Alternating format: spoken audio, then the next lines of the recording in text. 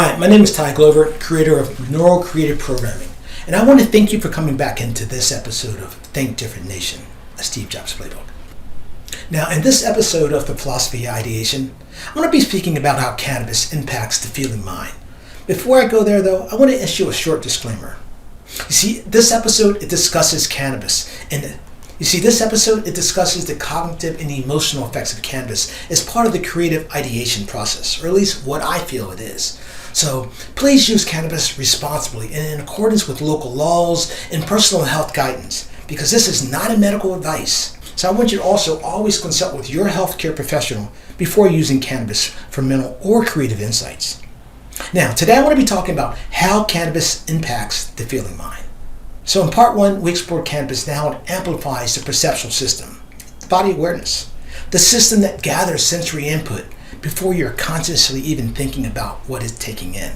But the next layer of your creative stack is more emotional than it is physical. And this layer doesn't just respond to stimuli, it's the one that interprets it, because it's your feeling mind, the system that filters your world through the patterns of emotional meaning, the meanings that you've established in the past for those patterns. And when cannabis enters into this system, it changes not what you feel, but how those feelings inform what you notice, pursue, and create. So now, what is the feeling mind? Well, the feeling mind doesn't just experience motions. It is your internal compass, and it quietly and constantly tags the world around you. Is it safe? Is it unsafe? Is this information important or irrelevant? Is this beautiful or is this out of place? Because it builds emotional logic from your experiences long before language ever even gets involved in that process. And those emotional associations, they eventually solidify into our mental frameworks, or those mental models, those eternal rules of how reality works and how you should respond to it. That's a mental model. And here's the thing, you don't even have to consciously decide to avoid something that once felt familiar, because your feeling mind, it's already handling that for you. So you don't logically choose what draws you in or what you ignore. This happens here in the feeling mind, even faster though than thought. And that's exactly why cannabis has a profound impact on this specific layer. So, what does cannabis do to the feeling mind? Well, cannabis doesn't generate new emotions, but it does alter the filtering system behind them.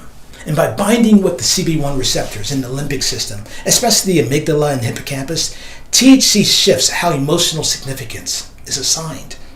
And this means subtle shifts in tone and texture may feel more meaningful, or familiar things may carry new emotional weight. Or memories, for example, may rise more vividly, especially if connected to strong sensory data. And you may feel drawn towards things that you normally ignore, or feel safe in situations where you really typically overanalyze things that are going on around you. And it doesn't necessarily intensify emotions either. It reorders your access to them, burning in the boundary between what was and what could be. And this matters because the feeling mind, it drives curiosity. It drives aesthetic preferences or intuitive recognition, desire, and even resistance. And in short, creative momentum. So why does this matter to the creative thinking process?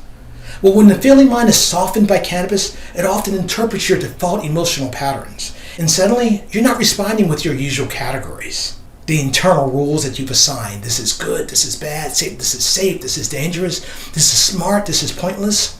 All this stuff loosens. And this opens space for re-evaluation. And that sound, for example, that you never noticed, it now gives you goosebumps, or it causes an alert. Or the texture that you dismissed, now you're suddenly feeling it as a layered metaphor, perhaps. And that old idea that you tossed out previously, you might feel pulled back towards it because something has shifted you emotionally.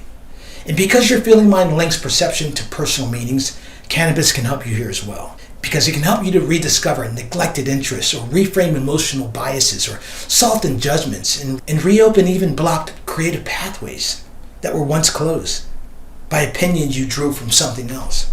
But it's not even about getting high. It's about being open to new feelings that point towards new ideas and new possibilities. In the emotional algorithm of creativity, well, here's the key to remember. Because cannabis doesn't just enhance what you feel, but it rather expands the field of what you are willing to feel. Opens you up to new possibilities. And this means that the emotional engine behind creativity can operate without the usual constraints And therefore, you can become more receptive to subtle resonances, and you explore unfamiliar emotional signals without shutting them down. And in this state, creators often feel fascinated by small details, or they feel pulled towards a particular thing without even needing a reason.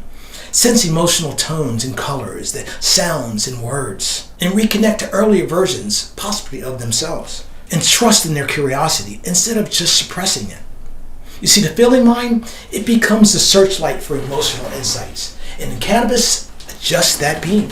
So in the next issue, we're going to move towards the third perceptual system of the creative insight layer, where dots connect and patterns surface, and the realization of what you're working to create takes over. So I want to thank you for coming back into this episode of Think Different Nation, a Steve Jobs Playbook. And again, my name is Tye Glover, and I bring clarity to the obvious. Cheers.